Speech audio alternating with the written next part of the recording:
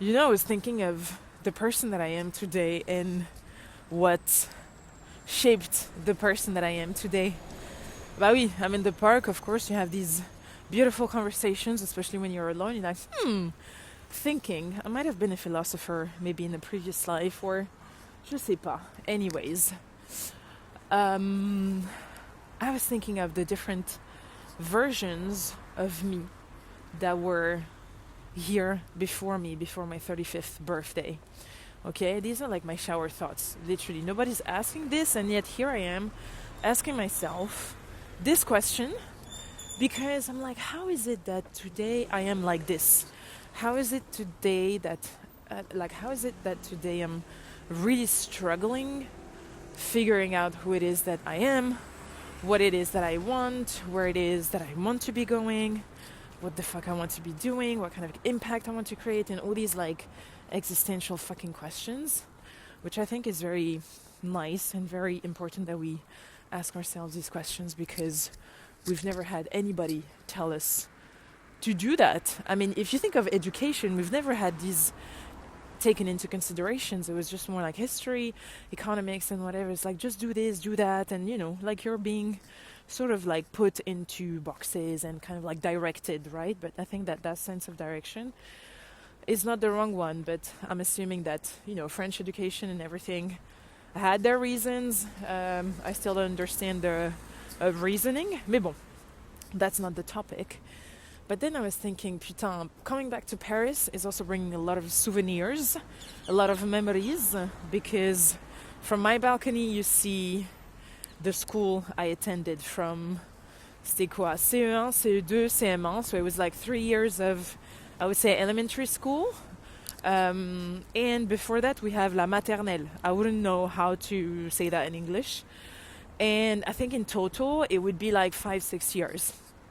And I was bullied, So normally when you go to elementary school, you do 5 years from the CP to CM2. I wouldn't even know what these letters stand for. But I didn't do the first year CP. Me and Jessica Vendreau. I don't know if Jessica Vendreau is gonna stumble onto this podcast one day, but we were the two being bullied, and obviously we made friends. And then we were the two who didn't do the CP because I knew how to read and write before that age, right? Because my mom was a teacher. So I didn't do this class. So I entered directly to CE1. J'ai sauté une classe. So it's like, oh, she's very smart and everything, and I'm quite shy. I'm quite of an introvert. As a person, a lot of people think that I'm an extrovert, but I will tell you how this this happened. So from CE1 until CM1, 3 years, bullied. They would take my lunch, they would pull my hair. I'll always remember this episode of, on Wednesdays afternoon, like after school, you have this. C'est pas la crèche. Anyways, when your parents cannot really take care of you or they're working, then they leave you at school, and then you have a lot of different activities. So I used to stay there on Wednesdays, and then one day we had the nap time. So in this huge préau, where we used to have sports classes, they put the tatami, so let's say the yoga mats, and everybody had to take a spot. This is nap time and everything. I swear to you, I just put my t-shirt into my pants again, and that was it, just because I wasn't feeling comfortable having my t-shirt outside of my pants. And you know what happened? People were like, oh my god, Sabrina is putting her hands in her ass. And just this, somebody said this, I swear to you, this was the talk of the school for I don't know how long, but these were the things that I was really going through when I was a kid, and I don't know why I'm thinking of this. But the other thing is that whenever we had holidays, I was like, oh my god, yes! 2 weeks of no school, 2 weeks of not seeing these motherfuckers. And the day before I was supposed to go back to school, I wouldn't sleep. I would literally puke. And I remember having these buffalo shoes, these platform shoes, like black suede. They were so fucking beautiful. My mom bought them for me. And then on Monday, the day we're supposed to go back to school, I puke on them. Yeah, go get some puke out of suede shoes. Bon chance. But anyways, so for these 3 years, I was bullied. Introvert, shy, couldn't do anything about it. Like even, I wasn't even talking about it to my mom, not even to the teachers or anything, because you don't poucave. In French, we say tu peux pas poucave, you know? AKA, you cannot snitch. So I didn't. And I suffered miserably in silence. And then my mom decided to change, me and my brother, to change schools. Because after the CM2, when we go to college, au collège, you have a dedicated sort of like college that you have to go to because of where you live, you know? And the prospect of going to the two colleges where we were supposed to go to with my brother, my mom was like, fuck this shit, abso-fucking-lutely not, you're not gonna survive this, we're moving. So we changed schools. And then, I don't know why, I don't know if it's like subconscious or me trying to save my ass. I was like, this last year of elementary school, something needs to change. And I flipped. I went into being this really, lovable. I am lovable, you know. But I don't know, I arrived in this school and everybody already decided that I was going to be the délégué de classe, which is like the representative of the class, you know. So very honorable title. And in CM2, I had this title, and I don't know, I just had people welcomed me, you know. I really felt more welcomed. I felt like I could, you know, belong and have friends and all these kinds of things. But I think that I was so traumatized by the past 3-4 years that I was like, okay, let's just be the cool kid, you know, the cool kid that everybody invites. The cool kid that everybody confides in, the cool kid that makes everybody dance and everything. So I started being more and more extrovert and showcasing and just like, you know, being interested in people and be like, hey, how are you doing? You know, I literally invented the high five sort of way to say good morning to each other. Like seriously, everybody, especially in 6e, when I started college, everybody would just go and be like, all right, you know, check. I don't know, a bump fist, you know, or fist bump, whatever. I literally invented that because people would be kissing, like, you know, French kissing. It's like, and I was like, no, fuck this shit. So I was really the cool kid. People were inviting me. I was the life of the party, but that wasn't me. You know, I really just, I think subconsciously, unconsciously created that mask because I was like, never again will I live this fucking traumatizing experience ever in my life. So this lasted from 6e in college until my 30th, basically, you know, which means that it was probably like 9-10 years old. A good 20 years of my life where I was really the sunny sunshine. Everybody would come to me, everybody would invite me. I would always be the one creating things, creating groups, introducing people to each other, creating activities, bringing people together and everything, like, and everybody would confide in me, you know. I don't know, maybe it's in me, and I think even today at the age of 34, people still have that. Even random people that I don't know, that I don't know of, they would just come to me, and then there's this beautiful thing that kind of always comes back, is like people really feel like home around me, which I really, it's a fucking honor, and I really treasure that today. But yeah, until my 30th birthday, I was just this life of the party. And it changed because I learned that my dad had Alzheimer, and also COVID hit. So for me, COVID hitting was like, oh yeah, 3 fucking weeks of holiday. I was in the Netherlands back then. Oh, mais génial.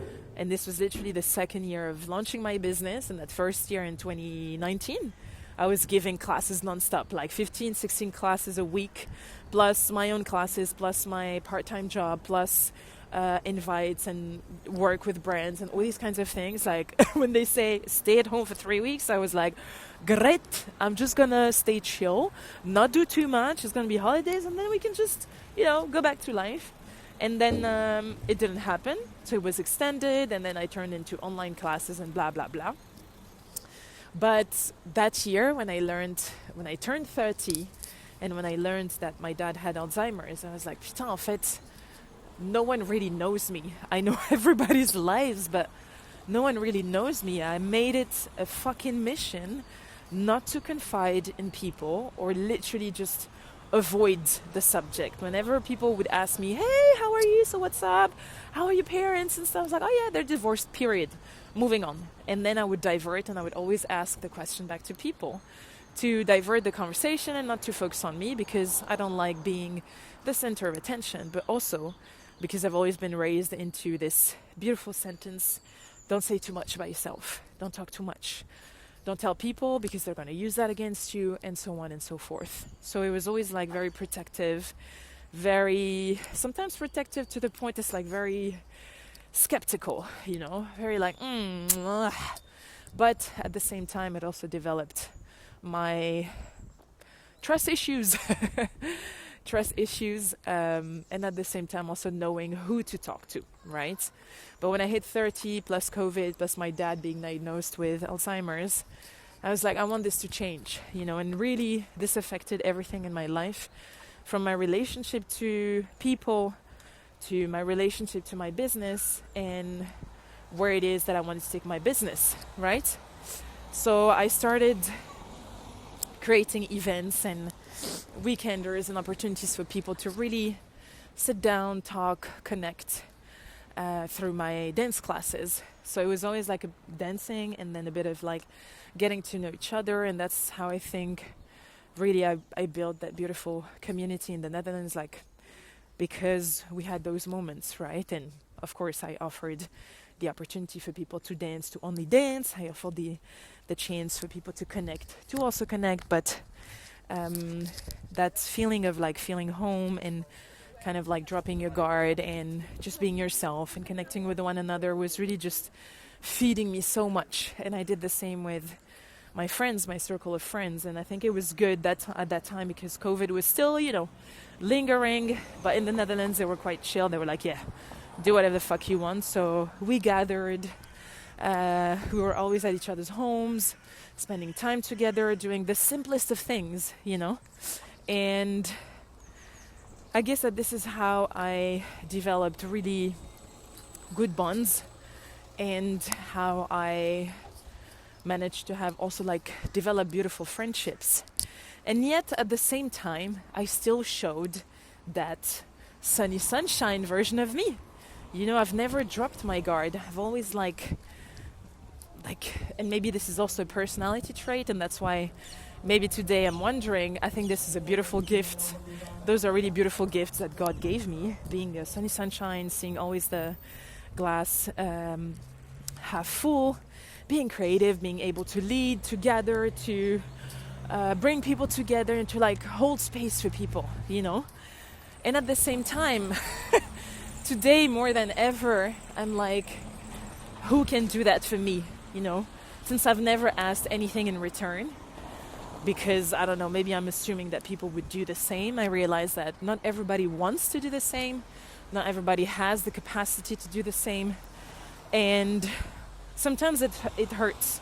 I'm not gonna lie. Sometimes it really hurts, because at this very moment, 18th of January, I realized that I'm so fucking lost, so fucking confused by everything that's happening and that's been happening since 2025.